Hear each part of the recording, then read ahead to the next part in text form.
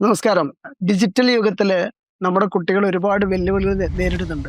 ഇപ്പൊ നമ്മൾ ഈയിടെ തന്നെ യുപിയിലെ ഫൈസാബാദിൽ കേട്ട ഒരു ആത്മഹത്യയുണ്ട്. നിഷിക, അതേപോലെ തന്നെ പ്രാചി, പക്കി എന്ന് പറഞ്ഞ 3 ചെറിയ കുട്ടികള്, 10, 13 വയസ്സുള്ള കുട്ടികള് ആത്മഹത്യ ചെയ്യുന്നു. ഇതിന്റെ കാരണം തേടി പോകുന്ന സമയത്ത് അത് കൊറിയൻ കൾച്ചറുമായിട്ട്, പ്രത്യേകിച്ച് K pop, K drama, K food പോലുള്ള കൊറിയൻ കൾച്ചറുമായി ബന്ധപ്പെട്ടാണ്. എൻ്റെ കൂടെയുള്ളത് അഭിരാമിയാണ്, കൺസൾട്ടന്റ് സൈക്കോളജിസ്റ്റ് ആണ്. ഈ കാര്യത്തെക്കുറിച്ച് കൂടുതൽ അറിയാൻ പറ്റും. മാത്രമല്ല, സ്വകാര്യ സംഭാഷണത്തിൽ അഭിരാമി പറഞ്ഞിട്ടുള്ളത് കൊറോണ സമയത്ത് ഒരുപാട് കെ ഡ്രാമകളൊക്കെ കണ്ടുവന്നാണ്. പ്രത്യേകിച്ച് ബിടിഎസിന്റെ ആരാധികയായിരുന്നു എന്നൊക്കെ പറയുന്നുണ്ട്. എന്താണ് ഇതിനെക്കുറിച്ച് പറയാനുള്ളത്? ഈ ഒരു കാലഘട്ടത്തിൽ ഇപ്പൊ ഡിജിറ്റൽ വേൾഡ് നമ്മളെല്ലാ കാലഘട്ടത്തിലും നമുക്ക് സന്തോഷം നൽകുന്ന ഒരുപാട് കാര്യങ്ങൾ ഉണ്ടായിട്ടുണ്ടായിരുന്നു. ചിലപ്പോൾ ഒരു കാലഘട്ടത്തിൽ നമുക്ക് പുറത്ത് കളിച്ചുകൊണ്ടിരുന്നതായിരിക്കാം, അല്ലെങ്കിൽ ഒരു കാലഘട്ടത്തിൽ സിനിമ കണ്ടുകൊണ്ടിരുന്നതായിരിക്കും. അങ്ങനെ ഓരോ കാലഘട്ടത്തിലും നമ്മൾ ഏറ്റവും കൂടുതൽ എൻജോയ് ചെയ്തിരുന്ന ചില കാര്യങ്ങളുണ്ട്. അത് ആ ഒരു കാലഘട്ടത്തിൽ ആളുകൾ അതിനെ വലിയ രീതിയിൽ ക്രിട്ടിസൈസ് ചെയ്തിട്ടുണ്ടായിരിക്കാം. അത് നമ്മളുടെ ജീവിതത്തിനെയും നമ്മളുടെ ഒരു പേഴ്സണൽ ലൈഫിനെയും എല്ലാം തകിടം മറിക്കുന്നു എന്നുള്ളൊരു ഒരു പോയിന്റ് ഓഫ് വ്യൂവിന്റെ ഭാഗമായിട്ടായിരിക്കും ആളുകൾ അങ്ങനെ പറയുന്നുണ്ടായിരുന്നത്. ഒരു കൾച്ചറിന്റെ ഒരു കാര്യം അങ്ങനെയാണെന്നാ തോന്നുന്നത്. അമിതമായാൽ അമൃതം വിഷം എന്ന് പറയുന്ന പോലെ എല്ലാ കാര്യങ്ങളും കൂടുന്ന സമയത്ത് അതിനുണ്ടാവുന്ന ഒരു നെഗറ്റീവ് ഇമ്പാക്ട് കൊടുക്കുന്ന പോലെ എന്തുകൊണ്ടായിരിക്കാം ഈ കൾച്ചർ, അതായത് കൊറിയക്കാരുടെ ഫുഡ്, അല്ല അവരുടെ പോപ്പ് സംഗീതം, അവരുടെ ഡ്രാമകൾ, അവരുടെ സീരിയലുകള്, അവരുടെ വേഷവിധാനങ്ങള്, ഇതൊക്കെ തന്നെ നമ്മുടെ കേരളത്തിലേക്ക് ഇത്രയും പെട്ടെന്ന് അങ്ങോട്ട് കുട്ടികളെ ആകർഷിക്കാനുള്ള കാരണം എന്തായിരിക്കും? ഒന്നാമത് കേരളത്തിനൊരു സവിശേഷത എടുക്കുകയാണെങ്കിൽ എല്ലാ കാര്യത്തിനെ പറ്റിയിട്ടും അറിയാനുള്ള ഒരു ക്യൂരിയോസിറ്റി എന്ന് പറയുന്നത് മലയാളികൾക്ക് കുറച്ചധികം ഉള്ളതാണ്. നമ്മളിപ്പം വേറെ ഏത് കൾച്ചറിൽ നടക്കുന്ന കാര്യങ്ങളും വേണമെങ്കിൽ നമ്മളുടേതാക്കി മാറ്റാൻ ഇപ്പൊ നമുക്കറിയാം ഹൽദി, അങ്ങനെ എല്ലാം പുറത്ത് നടക്കുന്ന എന്ത് കാര്യത്തിനും നമ്മളുടേതായിട്ടൊരു ഇൻക്ലൂസിവിറ്റി നമുക്ക് കൂടുതലാണ്. അപ്പം ഒരു കൊറോണയ്ക്ക് ശേഷം കുട്ടികളെ സംബന്ധിച്ചിടത്തോളം വീട്ടിൽ ഒറ്റയ്ക്കായി പോയി.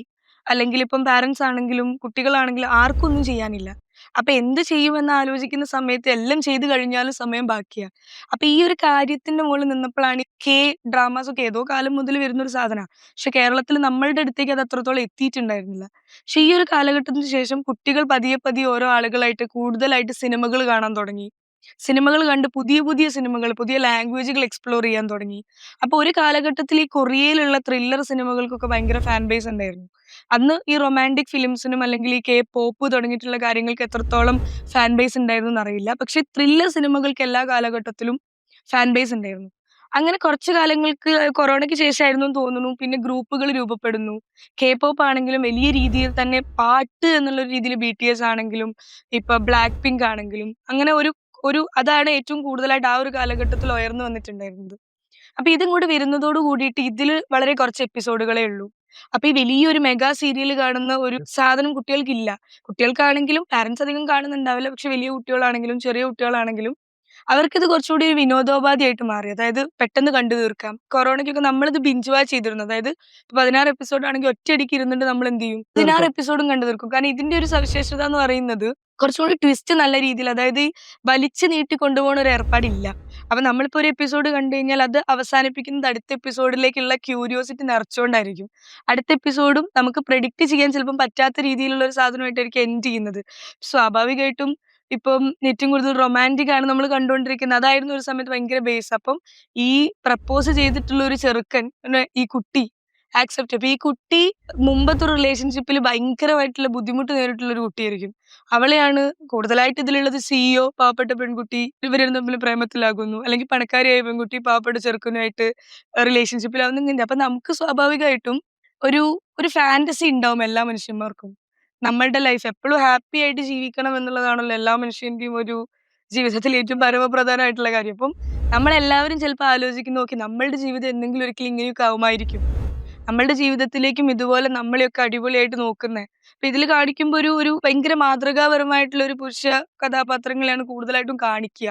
നമ്മളുടെ ഒരു കേരളത്തിന്റെ ഒരു കൾച്ചർ വെച്ചിട്ട് അത് എത്രത്തോളം അവരുടെ ഒരു പ്രണയം, ജീവിത രീതി, സ്വാതന്ത്ര്യം എന്നൊക്കെ പറയുന്നത് നമ്മളുടെ ഒരു കൾച്ചറായിട്ട് ഡിഫറന്റ് ആണ്.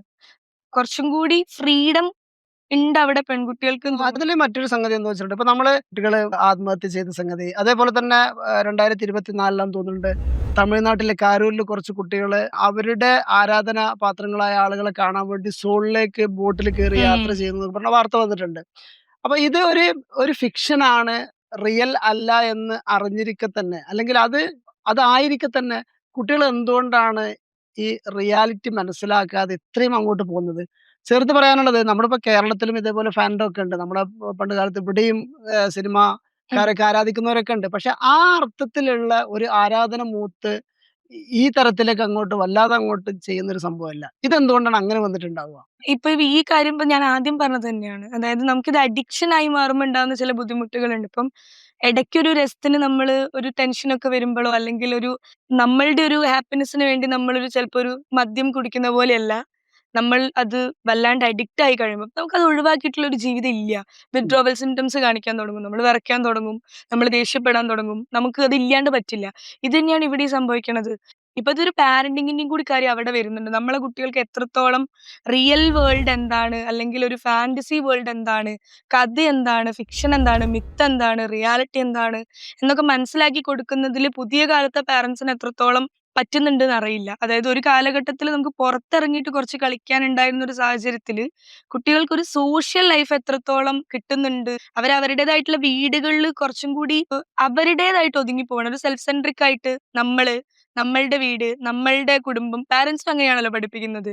എന്റെ കുട്ടി, എന്റെ മാർക്ക്, എന്റെ കുട്ടിയുടെ മാർക്ക്, എന്റെ വീട്, എന്റെ പൈസ. അപ്പം അങ്ങനെ ഒരു രീതിയിലേക്ക് കുട്ടികളും പാരന്റ്സും ഒക്കെ മാറുമ്പം ഇവർക്ക് ഈ ഒരു റിയൽ വേൾഡ്, ഫാന്റസി എന്ന് പറയുന്നത് വേർതിരിക്കുന്നതിൽ ബുദ്ധിമുട്ടുണ്ട്. പിന്നെ കൂടുതൽ കാണുന്ന സമയത്ത് കുട്ടികൾക്ക് ഉണ്ടാവുന്ന ഒരു ഒരു സൈക്കോളജിക്കൽ ഡീസെൻസിറ്റൈസേഷൻ എന്ന് പറയും നമ്മൾ. അതായത് ഇപ്പം നമ്മൾ കുറേ അധികം വയലൻസ് മൂവീസ് കാണുകയാണ്. വയലൻസ് സീൻസ് കാണുകയാണ്. കുറേ ഗെയിംസ് കളിക്കുകയാണ്. അപ്പൊ അതിലൊക്കെ വെട്ടിക്കൊല്ലുന്നു. വെട്ടിക്കൊന്നാലാണ് ഗോൾഡ് കോയിൻ കിട്ടുക. ഇവര് ഇടിച്ച് നിരത്തിയാലാണ് നമുക്ക് അടുത്ത ലെവലിലേക്ക് ചാടാൻ പറ്റുക. അപ്പം ഇത് ഒരു ലെവലിലും കൂടുതൽ കുട്ടികൾ കളിക്കുമ്പം അവര് ഡീസെൻസിറ്റൈസ് ആയി പോകും. അതായത് അവർക്ക് ഇതിന്റെ ഒരു തോതുണ്ടല്ലോ. ആദ്യം കാണുമ്പോ ഒരു ഒരു ഭീകരത. അപ്പൊ ആദ്യമായിട്ട് നമ്മളൊരു പ്രേതപ്പടം കാണുമ്പോ നമുക്കുണ്ടാവുന്ന ഞെട്ടൽ ഒരു 4, 5 പ്രേതപ്പടം കണ്ടാ നമുക്ക് ചെലപ്പോ ഉണ്ടാവില്ല. നമ്മളതായിട്ട് അക്കസ്റ്റംഡ് ആവും. യെസ്. ഉം. ആ ഒരു അങ്ങനെ ആവുന്ന സമയത്ത് നമുക്ക് ആ റിയാലിറ്റി ആയിട്ട് പിന്നെ ഇതൊരു റിയാലിറ്റി ആണോ? ഫാന്റസി ആണോ? എന്നുള്ളത് ഡിഫറൻഷിയേറ്റ് ചെയ്യേണ്ട ഒരു ആവശ്യകതയും വരുന്നില്ല. നമ്മൾ അതുമായിട്ട് കുറച്ചും കൂടി അഡാപ്റ്റഡ് ആണ്. മാത്രമല്ല നമ്മൾ അതുമായിട്ട് കംഫർട്ടബിൾ ആയി മാറാണ്. ഇത് കൃത്യമായിട്ട് ഈ ബിഞ്ച് വാച്ചിങ് ഞാൻ നേരത്തെ അതിനാ പറഞ്ഞത്. നിർത്താണ്ട് കാണുന്ന ഒരു സമയത്ത് കുട്ടീനെ സംബന്ധിച്ചിടത്തോളം ആ ഫാന്റസി വരുന്നുണ്ട്. ഇങ്ങനെ ആകുമായിരിക്കുംന്ന് വരുന്നുണ്ട്. എസ്കേപ്പിസം വരുന്നുണ്ട്. അതായത് ഇപ്പം അതെ, അതെ. നമ്മളുടെ ഒരു റിയൽ ലൈഫിൽ നമ്മൾ ഒരുപാട് ടെൻഷൻസ് അനുഭവിക്കുന്നവരാ. ജോലി, നമ്മളുടെ റിലേഷൻഷിപ്പുകള്, വീട്, സൊസൈറ്റി, എന്തൊക്കെ പൈസ, അങ്ങനെ നമ്മൾ അനുഭവിക്കുന്ന കുറേയധികം ടെൻഷൻ ഉണ്ട്. അപ്പൊ ഇതിൽ നിന്ന് എസ്കേപ്പ് ആവാനുള്ള ഒരു മെത്തേഡും കൂടിയാണ് കുറെ ആളുകളെ സംബന്ധിച്ചിടത്തോളം ഇപ്പൊ നമ്മളൊക്കെ സിനിമ കാണാൻ പോണത്, അല്ലെങ്കിൽ പുറത്തു പോണത് ഒക്കെ അതാണ്. അപ്പം അതും കൂടി ഇതിന്റെ കൂടെ വരുമ്പോ ഉണ്ടാവുന്ന ഒരു സംഭവം ഉണ്ടല്ലോ, ആളുകൾ ഇത് സ്വീകരിക്കുന്നത്. നമ്മൾ സാധാരണ ഈ കൗമാരപ്രായത്തിലുള്ള കുട്ടികള് ഇത്തരം സോഷ്യൽ മീഡിയയിലും അതേപോലെ തന്നെ ഗാഡ്ഗറ്റ്സിനും അഡിക്റ്റ് ആയിട്ടുണ്ടാവും. മാത്രമല്ല നമ്മൾ പല കഥകളും ഇങ്ങനെ കേൾക്കുന്നു. സ്വന്തം വീട്ടിലെ കുട്ടികളാണെങ്കിൽ റൂം അടച്ചിട്ടിരിക്കുന്നു. അവർ കൂടുതൽ സമയം ഇത്തരം ഗാഡ്ഗറ്റ്സ് ഉപയോഗിച്ചുകൊണ്ടിരിക്കുന്നു ഒക്കെ പറയുമ്പോഴും പിന്നീട് എപ്പോഴും ആയിരിക്കും ഇവർ ഏതെങ്കിലും തരത്തിൽ വയലന്റ് ആയിട്ടോ അല്ലെങ്കിൽ പറയുന്നത് കേൾക്കാതിരിക്കുന്ന ഒക്കെ ഒരു അവസ്ഥ ഉണ്ടാവാം. അപ്പൊ രക്ഷിതാക്കൾക്ക് ഉണ്ടാകുന്ന ഒരു സംശയം, ഇതിന്റെ ഒരു പ്രാഥമിക ലക്ഷണം എങ്ങനെയാണ് കണ്ടു തുടങ്ങുക? നമ്മള് അങ്ങനെ ഒരു പ്രാഥമിക ലക്ഷണം കണ്ടു തുടങ്ങിക്കഴിഞ്ഞാൽ നമ്മൾ ഏത് രീതിയിലാണ് അതിനോട് പ്രതികരിക്കേണ്ടത്, റെസ്പോണ്ട് ചെയ്യേണ്ടത് ഒരു സംശയം ഉണ്ടാവും. നമുക്ക് നമ്മളെ കുട്ടികളെ ഒരിക്കലും കുറ്റം പറയാൻ പറ്റും തോന്നുന്നില്ല. കാരണം അവര് ജനിച്ച് വീഴുന്നത് ഒരു ഡിജിറ്റൽ വേൾഡിലേക്കാ. അപ്പം നമ്മൾ പറയാ എന്താ വെച്ച് അവരൊരു ഡിജിറ്റൽ നേറ്റീവ്സ് ആണ്. നമ്മളൊരു ഡിജിറ്റൽ മൈഗ്രന്റ്സ് ആണ്. അവര് ആ ഒരു വേൾഡിലേക്ക് കുടിയേറി പാർത്തവരാ. സ്വാഭാവികമായിട്ടും ഇപ്പം സാർ ജീവിക്കുന്ന ഈ മാവൂരിലേക്ക് ഞാൻ പെരുമണ്ണേന്ന് വരികയാണ്. പക്ഷെ ഞാൻ പറയാണ്, എന്തൊക്കെയാ ഇവിടെ നടക്കുന്നത്? ഇങ്ങനെയൊക്കെയാണോ നാട്? ഇത് അടിപൊളിയായിട്ട് കുറച്ചുകൂടി പോവാലോ എന്ന് പറയുമ്പോ സ്വാഭാവികമായിട്ടും ഇവിടത്തെ നേറ്റീവ് ആയിട്ടുള്ള സാറിന് എന്നോട് തോന്നും, എന്തൊക്കെയാ ഈ പെണ്ണ് പറയുന്നത്? ഇങ്ങനെയാണോ പറയേണ്ടത്? ഇത് എന്റെ നാടല്ലേ? എന്നുള്ളൊരു സാധനം വരും. ഇത് തന്നെയാണ് കുട്ടികൾക്ക് പാരന്റ്സിനോട് തോന്നുന്ന ഒരു സെയിം വികാരം. അതായത് ഡിജിറ്റൽ നേറ്റീവ്സ് ആയിട്ടുള്ള കുട്ടികളോട് ഡിജിറ്റൽ മൈഗ്രൻസ് ആയിട്ടുള്ള പാരന്റ്സ് പറയാണ്, എന്താണ് ഇത് കാണുന്നത്? ഇത് കാണുന്നത് കൊണ്ടാണ് പനി വരുന്നത്. ഇത് കാണുന്നതുകൊണ്ട് ജലദോഷം വരുന്നത്. ഇതൊന്നും കാണരുത് എന്ന് പറയുന്നത് കുട്ടികൾക്ക് കേൾക്കാൻ ഇഷ്ടമുള്ള ഒരു കാര്യമായിരിക്കില്ല. കാരണം അവരുടെ ഒരു ഹാപ്പിനെസ്, അല്ലെങ്കിൽ അവര് ജീവിക്കുന്നത് എന്ന് പറയുന്നത് ഈ വേൾഡിലാണ്. അവരുടെ ഫ്രണ്ട്സ്, അവരുടെ കാര്യങ്ങൾ, ഇപ്പൊ ഫോമോ എന്നൊക്കെ പറയുന്ന ഒരു കാര്യം ഭയങ്കര വലുതായിട്ട് വരുന്നുണ്ട്. അതായത് ഫിയർ ഓഫ് മിസ്സിംഗ് ഔട്ട്.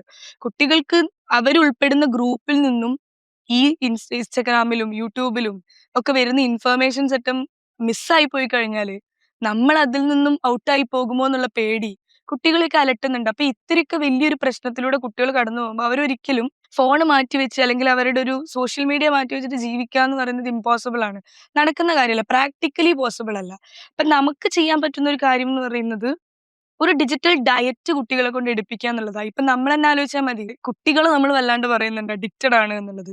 എത്രത്തോളം പാരന്റ്സ് ഫോണിനോട് അഡിക്റ്റഡ് ആണെന്ന് ചിന്തിച്ചാല്, അപ്പൊ എന്റെ അടുത്തൊക്കെ കൗൺസിലിങ്ങിന് വരുമ്പോ ആളുകൾ ഒരു സമയമില്ലാത്തോണ്ടാണ്. അപ്പൊ സമയം എന്ന് പറയുന്നത് നമ്മൾ കൊടുക്കുന്ന ഒരു എക്സ്ക്യൂസാ.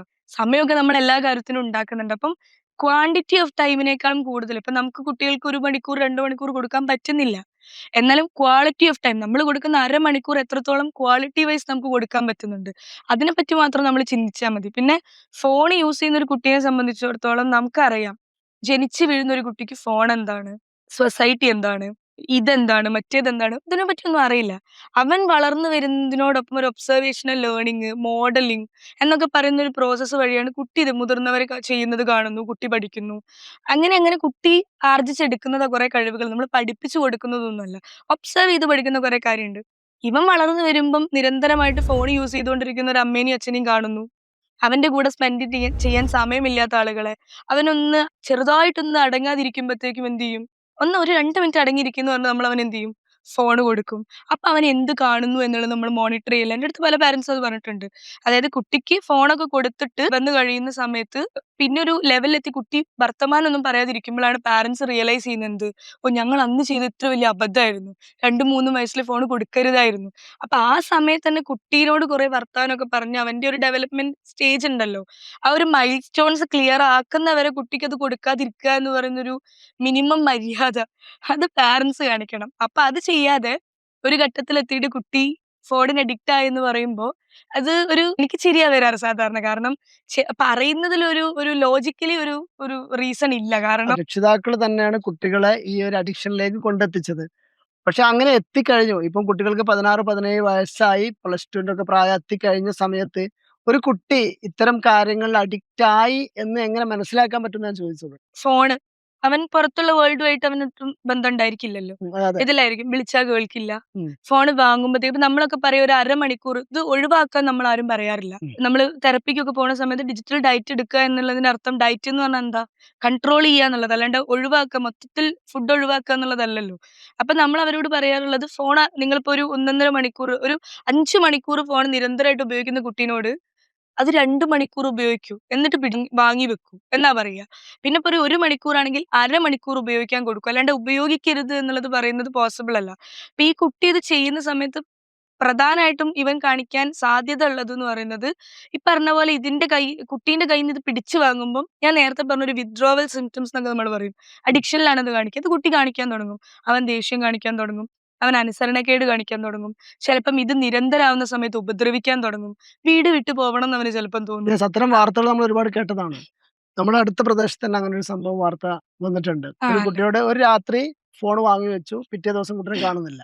അപ്പൊ അത് ഈ പറഞ്ഞ പോലെ തന്നെ ആദ്യമേ നമുക്ക് കുട്ടികളുടെ ആ ഒരു കാര്യത്തിൽ ആ ഒരു കൺട്രോൾ ഒരു അഡോളസെന്റ് അല്ലെങ്കിൽ ടീനേജിൽ എത്തിയ കുട്ടീനെ നമുക്ക് ഒരു പ്രയാസമാണ്. അവരുടെ ബ്രെയിൻ സ്ട്രക്ചർ അവെയർ ചെയ്തിരിക്കുന്ന അങ്ങനെയാണ്. കുറച്ചും കൂടി ഒരു വയലൻസിനോട് എന്താ പറയാ, അവർ വയലന്റ് ആകും എന്നല്ല ഞാൻ പറയുന്നത്. പക്ഷെ ഒരു പിയർ ഗ്രൂപ്പിന്റെ പ്രഷർ, അവരുടെ ഹോർമോണൽ ചേഞ്ചസ് ഇതെല്ലാം കൂടി വരുമ്പം അവർക്ക് അങ്ങനെ ഒരു സാഹചര്യം ഒത്തു വരുമ്പം ചിലപ്പോൾ അവർ അതിലേക്ക് പോവാനുള്ള സാധ്യത കൂടുതലാണ് മറ്റുള്ള ഗ്രൂപ്പുകളെ അപേക്ഷിച്ച് നോക്കുമ്പോൾ. അഡൽട്ടിനെയും ചൈൽഡിനെയും ഒക്കെ അപേക്ഷിച്ച് നോക്കുമ്പോൾ ടീനേജേഴ്സിന് അത് കൂടുതലാണ്. അവിടെയാണ് നമ്മൾ അവരെ കൺട്രോൾ ചെയ്യാൻ ശ്രമിക്കുന്നത്. അപ്പൊ നമ്മുടെ കുട്ടികളെ നമ്മൾ കൺട്രോൾ ചെയ്യുക എന്നുള്ളതല്ലല്ലോ. ഇപ്പം നമ്മൾ കൂടുതലായിട്ടും കേൾക്കുന്നത് gentle parenting, positive parenting, digital parenting എന്നൊക്കെ പറയുന്ന സാധനമാണ്. നമുക്ക് സത്യം പറഞ്ഞാൽ പാരന്റ്സിന് സത്യം പറഞ്ഞാൽ അറിയില്ല ഈ ഫോണിന്റെ ഉള്ളിൽ എന്തൊക്കെ ഉണ്ട് എന്നുള്ളത്. ഇൻസ്റ്റഗ്രാമിനെ പറ്റി ചോദിച്ചാൽ പാരന്റ്സിന് അറിയില്ല. പാരന്റ്സ് ജീവിക്കുന്ന ഫേസ്ബുക്കിന്റെ ഉള്ളിലാണ്. അത് കുട്ടികൾക്കില്ല. യൂട്യൂബ് ഷോർട്സ് കുട്ടികൾ എന്താ കാണുന്നത് അറിയില്ല. അതുപോലെ തന്നെ വേറെ എന്തൊക്കെ ഉണ്ട്, സ്നാപ്ചാറ്റിൽ എന്തൊക്കെ ചെയ്യാമെന്നറിയില്ല. കുട്ടികൾ സ്വാഭാവികമായിട്ടും ഫോണിൽ ഇൻസ്റ്റഗ്രാമിലൊന്നും ഏജ് അപ്രോപ്രിയേറ്റ് ആയിട്ടുള്ള കോണ്ടന്റ്സ് അല്ല വരുന്നത്. എല്ലാവരും കാണുന്നത് ഒരേ സാധനം. അപ്പൊ നിരന്തരമായിട്ട് കുട്ടികൾ ഇത് കാണുമ്പം അൽഗോരിതം അങ്ങനെയാണല്ലോ. ഒരു വീഡിയോ അങ്ങനെ കണ്ടാൽ അതെ. പിന്നെ അതുമായിട്ട് മാച്ചിങ് ആയിട്ടുള്ള വീഡിയോസ് തന്നെ വന്നുകൊണ്ടിരിക്കും. അപ്പം ഒരു പോൺ കണ്ടന്റ് ഉള്ള വീഡിയോ ആണ് ഒരു കുട്ടി അറിയാണ്ട് കണ്ടുപോണതെന്ന് വിചാരിക്കുക. ചിലപ്പോൾ അറിയാണ്ട് വരുന്നതായിരിക്കും ഫീഡിൽ. പിന്നെ നിരന്തരമായിട്ട് ഇവൾക്കും എന്ത് വന്നുകൊണ്ടിരിക്കും, ഈ പോൺ കോണ്ടന്റ് തന്നെ ആയിരിക്കും പിന്നെയും വന്നുകൊണ്ടിരിക്കുക. അപ്പൊ അത് കാണാനുള്ള കുട്ടികൾ എന്ന് പറയുന്നത് ക്യൂരിയോസിറ്റി ഉള്ള കുട്ടികളാണ്. നമ്മൾക്ക് അവർക്ക് കൃത്യമായിട്ട് സെക്ഷൽ എഡ്യൂക്കേഷനും കാര്യം ഒന്നും കൊടുക്കുന്നില്ല. സ്വാഭാവികമായിട്ടും എന്ത് കാണും, ഇതിരുന്ന് കണ്ടോണ്ടിരിക്കും. ഇതിരുന്ന് കാണുമ്പോൾ കുട്ടികളിൽ ഡെവലപ്പ് ചെയ്യുന്ന ഫാന്റസി ഡിഫറെന്റ് ആണ്. അതാണ് ചിലപ്പം നമ്മളുടെ കൂടെയുള്ള കുട്ടികളുടെ മേലെ ചിലപ്പോൾ ഒന്ന് തൊടാനും ഒന്ന് പിടിക്കാനും അല്ലെങ്കിൽ എന്തെങ്കിലും ഒന്ന് ചെയ്യാനും ചിലപ്പം മോശമായിട്ടുള്ള സംഭാഷണങ്ങളിലേക്ക് ലീഡ് ചെയ്യുന്നത്. അപ്പൊ ചുരുക്കി പറഞ്ഞാൽ അതിന്റെയൊക്കെ ഉറവിടം എവിടെയാ? ബേസ് ഫാമിലി തന്നെയാണ്.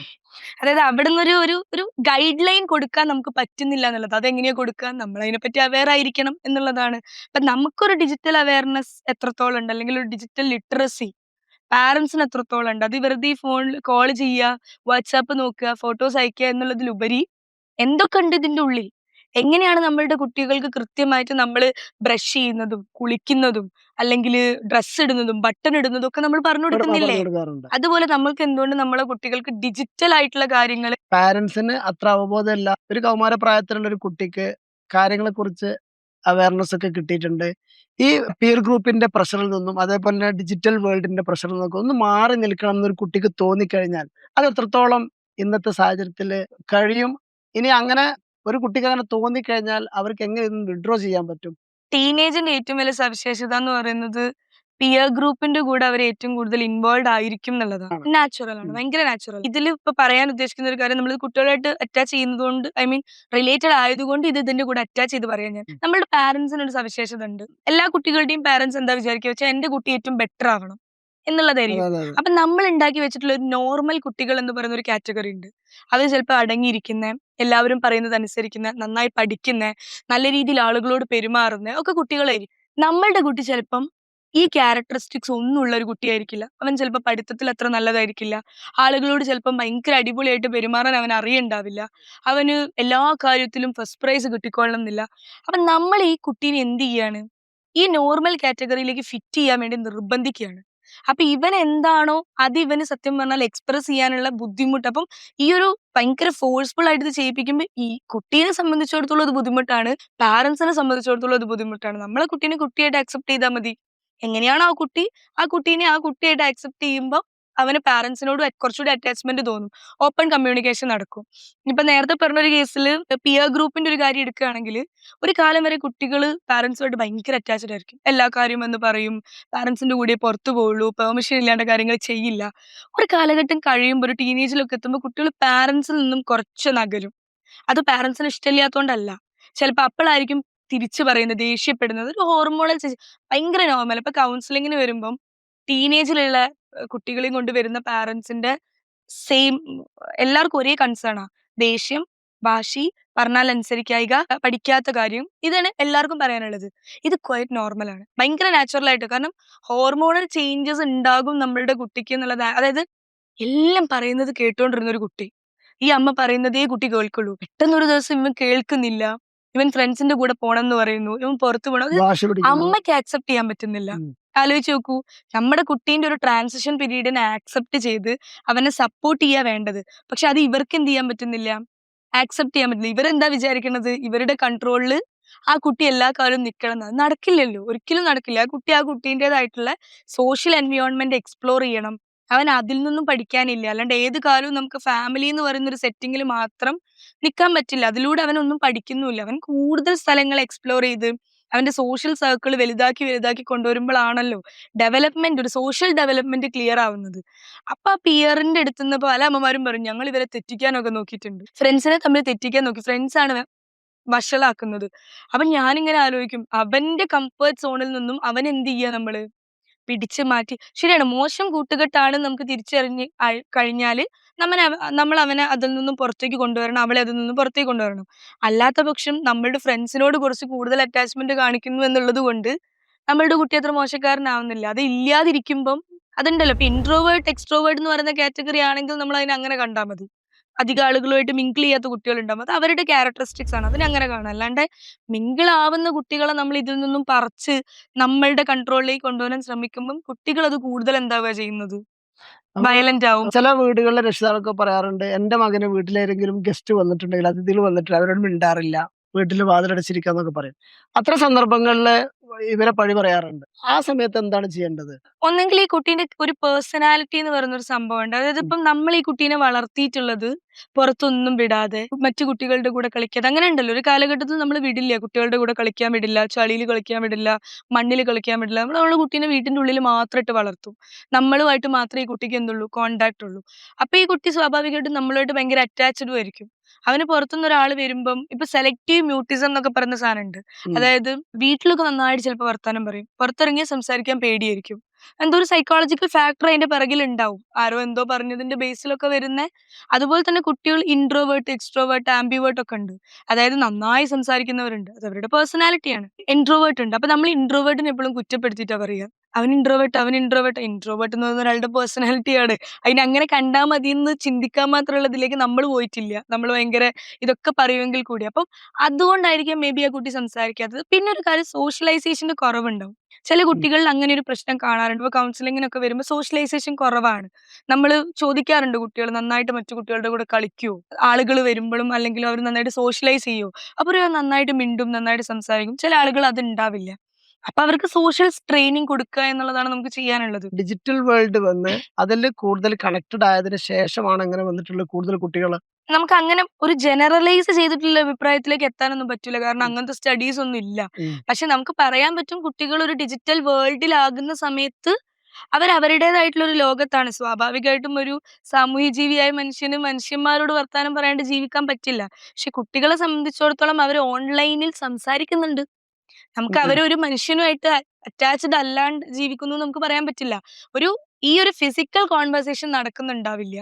നമ്മൾ കാണുന്നുണ്ടാവില്ല. പക്ഷെ നമ്മൾ എന്ത് ചെയ്യുന്നുണ്ട്? അപ്പുറത്തൊരു മനുഷ്യനുണ്ട്, അവരോട് ചാറ്റ് ചെയ്യുന്നുണ്ട്. ഇപ്പൊ ഈ ഗെയിം ഒക്കെ പറഞ്ഞ പോലെ. അതവർക്ക് സന്തോഷം കിട്ടുന്നുണ്ട്. പക്ഷെ എപ്പോഴും ഈ ഒരു ഓൺലൈൻ അല്ലെങ്കിൽ കാണാത്ത കോൺവെർസേഷൻസ് എന്ന് പറയുന്നത് ചിലപ്പം കുട്ടിയുടെ ഡെവലപ്മെന്റിനെ നെഗറ്റീവായിട്ട് ബാധിക്കാൻ സാധ്യത ഉള്ളതാണ്. അങ്ങനെ ഒരു സോഷ്യലൈസേഷൻ എല്ലാ കാലത്തും ഉണ്ടായിട്ടുണ്ടെന്നാ തോന്നുന്നത്. അങ്ങനെയാണല്ലോ നമ്മൾ പണ്ട് കുട്ടികളെ എത്രത്തോളം ഒരു സൊസൈറ്റിയിലേക്ക് ഇറക്കി വിടുന്നു. പരിപാടികൾക്ക് കൊണ്ടുപോണു, കുട്ടികളെ എല്ലാത്തിനും കൊണ്ടുപോണു, കുട്ടികളെയും കൊണ്ടിട്ട് ആളുകളുടെ ഇടയിലേക്ക് ഇറങ്ങുന്നു. അങ്ങനെയൊരു സിറ്റുവേഷൻ ഉണ്ടാവുകയാണെങ്കിൽ കുറച്ചും കൂടി കുട്ടികൾ കുറച്ചുകൂടി സോഷ്യലൈസ് ചെയ്യും. പക്ഷെ ഇപ്പോഴത്തെ കാലത്തെ കുട്ടികൾക്ക് ഒരു കല്യാണ വീട്ടിൽ പോകാനോ അതിനുപോലെ ഇഷ്ടമില്ല. കാരണം എന്താ വെച്ച് കഴിഞ്ഞാല് അതും ചിലപ്പോൾ നമ്മുടെ സൊസൈറ്റി ബിൽഡ് ചെയ്തതിന്റെ ഭാഗമാണ്. കുട്ടികളെ കണ്ടു കഴിഞ്ഞാൽ സൊസൈറ്റി ചിന്തിക്കുന്ന കാര്യങ്ങൾ ചോദിക്കാനേ സമയമുള്ളൂ. ഇപ്പൊ കല്യാണം കഴിയാത്ത ഒരു കുട്ടീനോട് നമ്മൾ എന്താ ചോദിക്കുക? കല്യാണം കഴിഞ്ഞോ? ആ കല്യാണം കഴിഞ്ഞാൽ നമ്മൾ അവരോട് എന്താ ചോദിക്കുക? കുട്ടിയായോ? ഇനി പഠിച്ചു കഴിഞ്ഞ ഒരു കുട്ടീനോട് നമ്മൾ എന്താ ചോദിക്കുക? ജോലിയായോ? അപ്പൊ സ്വാഭാവികമായിട്ടും സൊസൈറ്റി ഫ്രെയിം ചെയ്ത് വെച്ചിട്ടുള്ള ഒരു സാധനത്തിൽ ജീവിക്കാൻ കുട്ടികൾക്ക് ഇഷ്ടം ഉണ്ടാവില്ലല്ലോ. തുടങ്ങിയ അവിടത്തേക്ക് തന്നെ വരികയാണ്. നമ്മുടെ ഈ സംസ്കാരവുമായി ബന്ധപ്പെട്ടിട്ട് രക്ഷിതാക്കൾക്ക് അത്രയും ആദിയുണ്ട്. അപ്പൊ ഡിജിറ്റൽ വേൾഡിലാണ് കുട്ടികളൊക്കെ ഉള്ളത്. ഈ സംസ്കാരം യഥാർത്ഥത്തിൽ കുട്ടികൾക്ക് ദോഷകരമാണോ? അങ്ങനെ ആണ് എങ്കിൽ അവരവരുടെ കുട്ടികളെ ഇതിൽ നിന്ന് എങ്ങനെ തടയാം എന്നുള്ള കാര്യം കൂടെ ഒന്ന് പറഞ്ഞ് നമുക്ക് അവസാനിപ്പിക്കാം. ഇത്രയും നേരം പറഞ്ഞത് അതിന്റെ മൊത്തത്തിൽ നെഗറ്റീവ് ആക്കിക്കൊണ്ട് ഞാൻ പറഞ്ഞിട്ടില്ല. ഇവിടെയും ഞാൻ അതിങ്ങനെ തന്നെയാ പറയണത്. ഇതൊരു ദോഷം, നെഗറ്റീവ് എന്നും നമുക്ക് പറയാം. ഇത് മൊത്തത്തിൽ ഒരു ജനറലൈസ് ചെയ്തൊരു അഭിപ്രായത്തിലേക്ക് എത്താൻ പറ്റില്ല. ഓരോ ആളുകളെ സംബന്ധിച്ച് ഇരിക്കും എങ്ങനെ അവരെ അഫക്ട് ചെയ്യുന്നു എന്നുള്ളത്. ഇപ്പൊ ഞാനൊക്കെ അത് ബിഞ്ച് വാച്ച് ചെയ്തിട്ടുണ്ടെങ്കിലും എന്നെ സംബന്ധിച്ചിടത്തോളം ഇതൊരു റിയാലിറ്റീന്റെ അപ്പുറത്തേക്കുള്ള ഒരു, അതായത് റിയാലിറ്റി അല്ല. ഇതിൽ അഭിനയിക്കുന്നവരാണ് ഇത് ഇത് ഇത് ചിലപ്പോ ജീവിതം ഇങ്ങനെ ആകാം എന്നൊക്കെ നമ്മൾ ചിന്തിക്കും എന്നല്ലാതെ ഇത് റിയൽ ലൈഫിൽ ചിലപ്പം പ്രാക്ടിക്കലി പോസിബിൾ ആയിക്കൊള്ളണം എന്നില്ല എന്നൊക്കെ ചിലപ്പോൾ നമ്മൾ ചിന്തിക്കും. അത് ഞാൻ എന്റെ ബ്രെയിൻ ഒക്കെ ഡെവലപ്പ് ആയി കഴിഞ്ഞ സ്റ്റേജിൽ ഇരുന്ന് കാണുന്ന ഒരാളാണ്. ഇത് ബ്രെയിൻ ഡെവലപ്പ് ആയിക്കൊണ്ടിരിക്കുന്ന ഒരു കുട്ടീനെ സംബന്ധിച്ചിടത്തോളം അത്രത്തോളം മെച്ചുവേർഡ് അല്ലാണ്ട് കാര്യങ്ങളെ പറ്റി അത്രത്തോളം തെറ്റും ശരിയും ഒന്നും വിവേചിച്ചറിയാൻ പറ്റാത്തൊരു കുട്ടി കാണുമ്പോൾ സ്വാഭാവികമായിട്ടും അവന് അല്ലെങ്കിൽ അവളെ സംബന്ധിച്ചിടത്തോളം ഇത് റിയാലിറ്റി ഫിക്ഷൻ എന്നുള്ള സാധനം മനസ്സിലായിക്കൊള്ളണമെന്നില്ല. അപ്പൊ ഒരു വീട്ടിൽ കുറച്ചൊരു ഓപ്പൺ ആയിട്ടുള്ള കമ്മ്യൂണിക്കേഷൻ ഉണ്ടാക്കി കുട്ടികളുടെ കൂടെ ഒരു അരമണിക്കൂറോ 1 മണിക്കൂറോ ഇരുന്ന് സംസാരിക്കാനുള്ള ടൈം വീട്ടുകാർ ഉണ്ടാക്കണം. ഇപ്പൊ ഈ അടുത്ത് ഇൻസ്റ്റാഗ്രാം കൊണ്ട് ഒരു റീൽ ഉണ്ട്. ഒരു കൊറിയൻ ഫാമിലി, ഇവര് ജോലി കഴിഞ്ഞ് വരുന്നു. അപ്പം അച്ഛൻ അമ്മ ജോലി കഴിഞ്ഞ് വരുന്നു, കുട്ടി സ്കൂളിൽ നിന്ന് വരുന്നു. അപ്പം ഇവര് ഡൈനിങ് ടേബിളിൽ ഒരു കൊട്ട ഉണ്ട്. അപ്പൊ ഈ കൊട്ടയിൽ എന്ത് ചെയ്യാണ്? അച്ഛൻ അച്ഛന്റെ ഫോൺ വെക്കുന്നു, അമ്മ അമ്മയുടെ ഫോൺ വെക്കുന്നു. കുട്ടിക്ക് ഫോണില്ല, കുട്ടി ചെറിയ കുട്ടിയാണ്. അപ്പം അമ്മ എന്ത് ചെയ്യുന്നു? കിച്ചണിലേക്ക് പോകുന്നു. അപ്പൊ അമ്മ കുട്ടിക്ക് എന്ത് ചെയ്യുന്നുണ്ട്? ഈ വർക്ക് ചെയ്യണം ട്ടോ എന്ന് പറഞ്ഞിട്ട് ബുക്ക് തുറന്നിട്ട് സ്കൂളിൽ നിന്നുള്ള വർക്ക് വെച്ച് കൊടുക്കുന്നുണ്ട്. അച്ഛൻ റൂമിൽ പോകുന്നു, ഡ്രസ്സൊക്കെ മാറ്റി വരുന്നു, കിച്ചണിൽ ചെന്നിട്ട് എന്ത് ചെയ്യുന്നു? അമ്മേനെ കാര്യങ്ങൾ ചെയ്യാൻ സഹായിക്കുന്നു. ഇവര് ഫുഡൊക്കെ ഉണ്ടാക്കിയിട്ട് ഇതെന്ത് ചെയ്യുന്നു? ഡൈനിങ് ടേബിളിൽ കൊണ്ടുവെക്കുന്നു. അപ്പൊ ഈ കുട്ടി എന്ത് ചെയ്തിട്ടുണ്ട്? വർക്ക് ഫിനിഷ് ചെയ്തിട്ടുണ്ട്. ഞാൻ എന്റെ വർക്ക് ഫിനിഷ് ചെയ്തു ട്ടോ, അടിപൊളി എന്ന് പറയുന്നു. അപ്പം അമ്മ നോക്കുന്നു, വെരി ഗുഡ്, അടിപൊളി എന്ന് പറഞ്ഞിട്ട് അമ്മ ഒരു നല്ല കുട്ടി എന്നൊക്കെ പറഞ്ഞ് റിവാർഡ് കൊടുക്കുന്ന ഒരു സാധനം കുട്ടികൾക്കുണ്ട്. ഈ റിവാർഡ് കുട്ടികൾക്ക് എത്രത്തോളം കിട്ടുന്നുണ്ട് വീടുകളിൽ നിന്നറിയില്ല. നമ്മൾ കുട്ടികളെ അരുത് അരുത് അരുത് അരുത് എപ്പോഴും ശീലിപ്പിക്കുക. എന്ത് ചെയ്യണം എന്നുള്ളതിനേക്കാളും കൂടുതൽ എന്ത് ചെയ്യരുത് എന്ന് പഠിപ്പിക്കുമ്പോൾ കുട്ടികൾക്ക് ഈ നെഗറ്റീവ് സാധനമാണ് എപ്പോഴും തലയിൽ കിടക്കുക. അപ്പൊ ഇവിടെ എന്താ ചെയ്യുന്നത്? അവർ അടിപൊളി പറഞ്ഞു റെയിൻഫോഴ്സ്മെന്റ് കൊടുക്കുന്നു. എന്നിട്ടാണ് അവരെന്ത് ചെയ്യുന്നത്? കുറച്ച് സമയം അവരുടെ ഫോണിൽ സ്പെൻഡ് ചെയ്യാൻ വേണ്ടി എടുക്കുന്നത്. അപ്പൊ ഇത് കാണുന്ന കുട്ടീനെ സംബന്ധിച്ചിടത്തോളം അവന്റെ ഉള്ളിൽ ഡെവലപ്പ് ചെയ്ത് വരുന്ന ഒരു ഫാമിലി പിക്ചർ എന്താ? അമ്മേനെ സഹായിക്കുന്ന അച്ഛൻ എന്നുള്ള സാധനം തന്നെ, കോൺസെപ്റ്റ് തന്നെ ശരിയാണോ അറിയില്ല പുതിയ കാലഘട്ടത്തിൽ. ഒന്നിച്ച് ഒരു വീട് നോക്കുന്നു, അവർ കുക്ക് ചെയ്യുന്നു, ഒന്നിച്ച് കുക്ക് ചെയ്യുന്നു, അവരത് കൊണ്ടുവെക്കുന്നു, അവർ ഒന്നിച്ചിരുന്ന് കഴിക്കുമ്പോൾ അവർ നന്നായി സംസാരിക്കുന്നുണ്ട്, ചിരിക്കുന്നുണ്ട്. ആ ഒരു ഫാമിലി ക്വാളിറ്റി ടൈം അവർ സ്പെൻഡ് ചെയ്യുന്നുണ്ട്. ശേഷം അവർ എന്ത് ചെയ്യുന്നുണ്ട്? ഫോൺ എടുക്കുന്നുണ്ട്, കാര്യങ്ങൾ നോക്കുന്നുണ്ട്, കുട്ടീന്റെ കാര്യം നോക്കുന്നുണ്ട്. അപ്പൊ ഇങ്ങനെ ഒരു രീതിയിലേക്ക് നമ്മളുടെ ഒരു ഫാമിലിയും കൂടി ഇതിലേക്ക് ഇൻവോൾവ് ആവേണ്ടതുണ്ട്. അല്ലാണ്ട് കുട്ടീനെ മാത്രം നമുക്ക് ഫോണ് മാറ്റി വെച്ചിട്ട് കുട്ടീനെ നന്നാക്കാം എന്നുള്ളൊരു സാധനം, അങ്ങനത്തെ ഒരു പദ്ധതി ഒന്നുമായിട്ട് വരുന്നതിനേക്കാളും ബെറ്റർ ഓപ്ഷൻ എന്ന് പറയുന്നത് കുട്ടികളോടൊപ്പം കൂടുതൽ സമയം ക്വാളിറ്റി വൈസ് സ്പെൻഡ് ചെയ്യാൻ പറ്റിക്കഴിഞ്ഞാൽ കുട്ടികൾ നമ്മളുമായിട്ട് നല്ല അറ്റാച്ച്ഡ് ആവും. എപ്പോഴും നമ്മളെല്ലാവരും ആഗ്രഹിക്കുന്ന അറ്റാച്ച്മെന്റാ. നമ്മളന്നാ ഈ അടുത്ത് വൈറലായ സാധനം കണ്ടല്ലോ, ഒരു പാവ പഞ്ച് എന്ന് പറയുന്ന കുരങ്ങൻ, ആ പാവനെയും അറ്റാച്ച്മെന്റ് എല്ലാവരും ആഗ്രഹിക്കുന്നുണ്ട്. അപ്പൊ അത് നമ്മൾ കുട്ടികൾക്ക് കൊടുക്കണം. ഈ പ്രകടിപ്പിക്കാണ്ട് എങ്ങനെ നമ്മുടെ കുട്ടികൾക്ക് മനസ്സിലാവും നമ്മൾ അവരെ സ്നേഹിക്കുകയാണ് എന്ന്? എന്താ പറയാ, അച്ഛൻ ഓഫീസ് വിട്ട് വന്നാൽ ഫോണിലിരിക്കും, അമ്മ അടുക്കളയിലായിരിക്കും, എന്നോട് പഠിക്കാൻ പറയും, അമ്മൂമ്മ സീരിയൽ കാണും. ഇപ്പൊ കുട്ടീനെ സംബന്ധിച്ചിടത്തോളം പഠിക്കുക എന്ന് പറയുന്നൊരു പണിയായി മാറി. അപ്പൊ അതിലും ഭേദം നമ്മൾ അവരുടെ കൂടെ കുറച്ച് സ്പെൻഡ് ചെയ്ത് കുട്ടീനെ കുറച്ചും കൂടി റിയാലിറ്റി മനസ്സിലാക്കി കൊടുത്ത് അവന് കുറച്ചും കൂടി അവൻ എന്താണ് ഒരു സെൽഫ് അവയർനെസ് ട്രെയിനിങ് കൊടുക്കുക, ഒരു സോഷ്യൽ സ്കിൽ ട്രെയിനിങ് കൊടുക്കുക. ആവശ്യമാണെങ്കിൽ നമ്മുടെ കുട്ടീനെ നമുക്ക് മാനേജ് ചെയ്യാൻ പറ്റുന്നില്ല എന്ന് ഉണ്ടെങ്കിൽ, എല്ലാ പാരന്റ്സും പെർഫെക്റ്റ് ഒന്നുമല്ല, മനുഷ്യന്മാരാണ്, തെറ്റ് സംഭവിക്കും, ആക്സെപ്റ്റ് ചെയ്യുക. എന്നിട്ടൊരു കൗൺസിലിങ്ങോ അല്ലെങ്കിൽ ഒരു പാരന്റൽ കോച്ചിങ്ങോ ട്രെയിനിങ്ങോ ഒക്കെ എടുക്കുന്നത് ബെറ്റർ ആയി. ഇപ്പൊ അതൊക്കെ അവൈലബിൾ ആണ്. അപ്പൊ അങ്ങനത്തെ ഒരു രീതിയിലേക്ക് പോകാൻ പറ്റുകയാണെങ്കിൽ കുറച്ചുകൂടി ബെറ്റർ ആയിരിക്കും. ഇനി കൊറിയൻ കൾച്ചറിനെ പറ്റി നമ്മളുടെ ടോക്ക് ആയതുകൊണ്ട് മൊത്തത്തിൽ ഒരു സാധനവും ഒരാളെ എഫക്ട് ചെയ്തില്ല. ഇപ്പൊ നമ്മൾ പറയല്ലോ, വയലന്റ് സിനിമ വന്നപ്പോ നമ്മൾ എല്ലാവരും പറഞ്ഞു സിനിമേനെ സിനിമയായിട്ട് കണ്ടാ പോരെ, ഉം. സിനിമേനെ സിനിമയായിട്ട് കണ്ടാ മതി. പക്ഷേ ഈ പറഞ്ഞ പോലെ അത് നമ്മളെ വലിയ രീതിയിൽ എഫക്ട് ചെയ്യുന്നുണ്ടെങ്കിൽ ഈ വിനോദോപാധികളെ മൊത്തം നമുക്ക് അത്ര ലാഘവത്തോടെ കാണാൻ പറ്റില്ല എന്നുള്ളതാണ്. അപ്പൊ കുട്ടികൾക്ക് ഇതിന്റെ ഒരു പ്രോസ് ആൻഡ് കോൺസ് മനസ്സിലാക്കി കൊടുക്കുക. അതായത് ഇപ്പൊ ഇത് കാണുമ്പോൾ ഇതൊരു വിനോദത്തിന് നമ്മൾ യൂസ് ചെയ്യുന്ന ഒരു സാധനമാണ്, അത് എപ്പോഴും കാണാം. അപ്പൊ അത് ബിഞ്ച് വാച്ച് ചെയ്യുന്നതിന് പകരം എന്ത് ചെയ്യുക, ഒരു 2 എപ്പിസോഡൊക്കെ കാണുക, പിന്നെ ഒരു ഗ്യാപ്പ് എടുക്കുക. അങ്ങനെയാണ് ഇവർ ഇറക്കുന്നതും. പക്ഷെ നമ്മളിത് ഫുള്ള് ഇറങ്ങി കഴിഞ്ഞിട്ടായിരിക്കും എന്ത് ചെയ്യുക, ആ. മൊത്തത്തിൽ ഇരുന്നിട്ടാ കാണുക. അതിന് പകരം അപ്പത്തേക്കും നമ്മൾ ഈ റിയാലിറ്റി എന്താന്ന് നമ്മളൊന്ന് അതുമായിട്ടൊന്ന് റെഡിയാവും. പിന്നെ അടുത്ത എപ്പിസോഡ് കാണുക. അങ്ങനെ ഒരു രീതിയിലേക്ക്. അപ്പൊ ഇത് ഒന്നിച്ചിരുന്ന് കാണുന്ന മെത്തേഡിലേക്ക് പോവാം നമുക്ക്. അപ്പൊ നമ്മളുടെ ഫാമിലി കുറച്ചുകൂടി ഓപ്പൺ ആണെന്ന് തോന്നുമ്പോൾ കുട്ടിക്ക് എന്ത് വിഷയങ്ങളും നമ്മുടെ കൂടെ ഇരുന്ന് കാണാൻ തോന്നും. മറ്റേത് ഇത് എങ്ങനെയാ പാരന്റ്സിന്റെ കൂടെ ഇരുന്ന് കാണുക എന്നുള്ളൊരു സാധനത്തിലേക്ക് കുട്ടി എത്തുമ്പോഴാണ്. അപ്പൊ ഒരു ഫ്രണ്ട്ലി അറ്റ്മോസ്ഫിയർ, ഒരു ജനാധിപത്യപരമായിട്ടുള്ള ഒരു കുടുംബാന്തരീക്ഷം ഒക്കെ ഉണ്ടാക്കാൻ പറ്റുകയാണെങ്കിൽ അത് കുട്ടികളുടെ വലിയൊരു ബിഹേവിയറൽ കൺസേൺസിന്റെ അവസാനം എന്നൊക്കെ നമുക്ക് വേണമെങ്കിൽ പറയാം.